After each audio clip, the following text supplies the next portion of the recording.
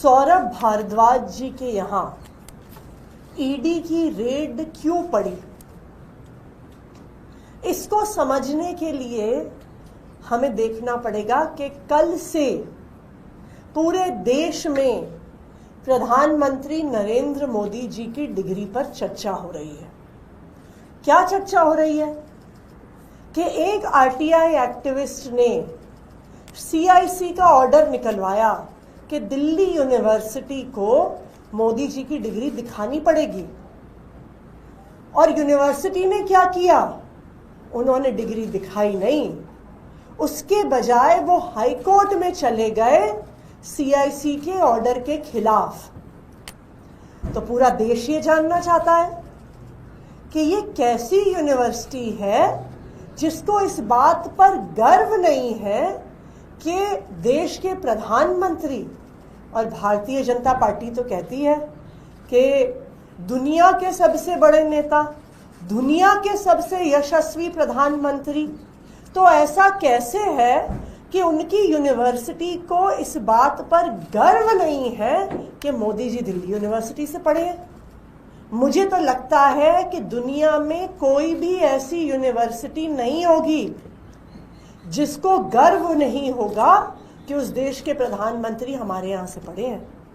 आप प्रधानमंत्री छोड़िए, रेखा गुप्ता जी जो दिल्ली की मुख्यमंत्री हैं, जब वो मुख्यमंत्री बनी तो दिल्ली यूनिवर्सिटी ने उनको बुलाया, उनको सम्मानित किया, क्योंकि उनको गर्व था कि हमारी एक छात्रा दिल्ली की मुख्यमंत्री बनी। जब मैं मुख्यमंत्री बनी थी तो दिल्ली यूनिवर्सिटी के सेंट स्टीफेंस कॉलेज ने मुझे बुलाया, मुझे सम्मानित किया। मैं ऑक्सफोर्ड यूनिवर्सिटी से पढ़ी थी, उन्होंने न्यूज़लेटर में ये खबर निकाली कि हमारी एक छात्रा, हमारी एक पूर्व छात्रा दिल्ली की मुख्यमंत्री बनी है। लेकिन दिल्ली यूनिवर्सिटी छुपाना चाहती है कि प्रधानमंत्री जी उनके छात्र थे। अब पूरा देश इस बारे में बात कर रहा था। तो इससे ध्यान भटकाने के लिए सौरभ भारद्वाज जी के घर पर फर्जी ईडी की रेड की गई है। ये रेड 100% फर्जी क्यों है? क्योंकि जिस समय का ये मामला है, जब अस्पतालों के निर्माण का ये फैसला हुआ, तब सौरभ भारद्वाज जी मंत्री ही नहीं थे, वो उसके 2 साल बाद मंत्री बने। अब आप ही बताइए, ये तो बिल्कुल हास्यास्पद बात है कि आप मंत्री नहीं थे, आपके मंत्री के कार्यकाल शुरू होने से 2-3 साल पहले के फैसले पर आप पर रेड की जा रही है। ये तो ऐसी बात हो गई कि कोलगेट स्कैम या 2G स्कैम पर मोदी जी के घर पे रेड हो जाए, Commonwealth game scam, CNG fitness scam जो कांग्रेस के समय के मामले थे, उन पर रेखा गुप्ता जी पर रेड हो जाए। तो इसलिए ये बिल्कुल साफ है कि ये रेड बिल्कुल फर्जी है। मोदी जी की डिग्री के मामले से ध्यान भटकाने का तरीका है, आम आदमी पार्टी को डराने धमकाने का तरीका है।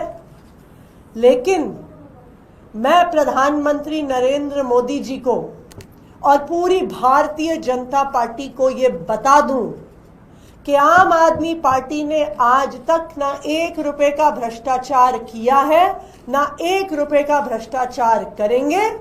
आप चाहे कितनी भी रेड कर लीजिए, आम आदमी पार्टी कट्टर ईमानदार पार्टी है।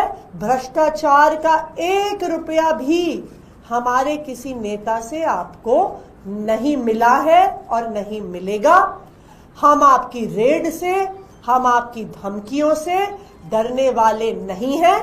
पूरे देश ने देख लिया है कि किस तरह से सत्येंद्र जैन जी के भी घर पर रेड हुई थी, उनको फर्जी मामले में गिरफ्तार किया गया था, और अब कुछ साल के बाद उसी सीबीआई को, उसी ईडी को क्लोजर रिपोर्ट फाइल करनी पड़ी और कहना पड़ा कि हमारे पास एक चवन्नी का भी सबूत नहीं है।